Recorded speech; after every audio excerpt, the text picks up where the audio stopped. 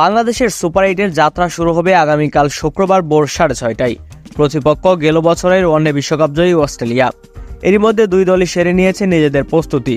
প্রথমবারের মতো টি-20 বিশ্বকাপের আসরে 3 ম্যাচ জেতায় বাংলাদেশকে মনে হচ্ছে দারুণ আত্মবিশ্বাসী। অন্যদিকে অস্ট্রেলিয়াও এই ম্যাচ দিয়ে বাস্তবায়ন করতে চায় নিজেদের কিছু পরিকল্পনা। বাংলাদেশের বিপক্ষে ম্যাচ দিয়ে ফের বোলিংয়ে ফেরার আশা জানিয়েছেন অস্ট্রেলিয়ার অধিনায়ক মিচেল মার্শ। আইপিএলে হার্মস্ট্রিং চোটে পড়ার পর থেকে এখন পর্যন্ত বোলিং করেনি এই অজি পেসার। অবশেষে আগামীকাল থেকে অলরাউন্ডিং ভূমিকায় দেখা যাবে মিচেল মার্শকে। এই ব্যাপারে মিচেল মার্শ জানান, আমি বোলিং করার জন্য প্রস্তুত থাকব। আমরা যে লাইন আপ পেয়েছি তাতে আমি সত্যি আমার বোলিং করার প্রয়োজন দেখছি না। চলতি বিশ্বকাপে এখন পর্যন্ত নিজেদের সামর্থ্য দেখাতে পারেননি মিচেল মার্শ এবং গ্লেন ম্যাক্সওয়েল। মিচেল মার্শ 4 ম্যাচে করেছেন 74 রান, আর ম্যাক্সওয়েল 2 ম্যাচে ব্যাটিং পেয়ে করেছেন 39 রান। বাংলাদেশের বিপক্ষে ম্যাচ দিয়ে ফর্মে ফিরতে চান গ্লেন ম্যাক্সওয়েল।